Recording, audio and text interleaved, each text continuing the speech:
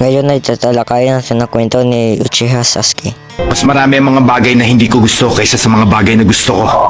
Si Sasuke ay pinanganak bilang isang miyembro ng Uchiha Clan, isang prestihiyosong angkan ng ninja sa Konoha.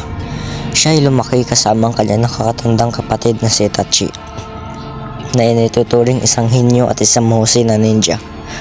Gayunpaman, si Sasuke ay palagi nadarama na hindi niya kayang abutin ang mga nagawa ng kanyang kapatid. Isang gabi, na si Sasuke ay bata pa, nakita niya ang kanyang buong pamilya na pinatay ni Itachi. Ito ay isang traumatikong nakaranasan na nagdulot ng malalim na galit at paghihiganti kay Sasuke. Mula noon, ang kanyang pangunahing layunin ay makapaghiganti kay Itachi at makakuha ng kapangyarihan upang makipaghiganti. Si Sasuke ay naging isang ninja sa Konoha at sumali sa Team 7, kasama si Naruto Uzumaki at Sakura Haruno. Gayunpaman, ang kanyang pangunahing layunin ay hindi ang maging isang mahusay na ninja, kundi ang makipaghiganti kay Itachi. Siya ay madalas na lumalaban sa kanyang mga kaklase at guro, at ang kanyang mga kilos ay madalas na hinusga sa mga tao.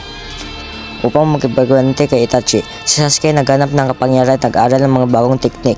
Siya ay nakipag-ugnayan sa iba't ibang grupo at individual kabilang ang Orochimaru, isang makapangyarihang ninja na nag-alok ng kapangyarihan at kaalaman sa kanya. Sa wakas, nakaharap ni Sasuke si Itachi at nagkaroon ng isang matinding labanan. Sa labanang ito, nalaman ni Sasuke ang tunay na dahilan ng pagpatay ni Itachi sa kanilang pamilya, na si Itachi ay gawa ito upang protektahan ang Konoha at kanilang pamilya mula sa isang kudeta na pinaplano ng mga Uchiha. Nakita rin ni Sasuke ang kanyang tunay na sarili at ang kanyang mga motibo. Pagkatapos ng labanan kay Itachi, si Sasuke nagsimulang mag-isip tungkol sa kanyang mga kilos at motibo. Siya ay nagsimulang makita ang kanyang mga pagkamali at mga taong nagmahal sa kanya. Siya ay nagsimulang magbago at hanapin ang kanyang tunay na layunin sa buhay. Sa kasalukuyan, si Sasuke ay isang makapangyarihang ninja na naglalakbay sa mundo upang protektahan ang mga taong mahal niya at hanapin ang kanyang lugar sa mundo. Siya ay patuloy na lumalaban at nag-aaral upang maging malakas at mas matalino.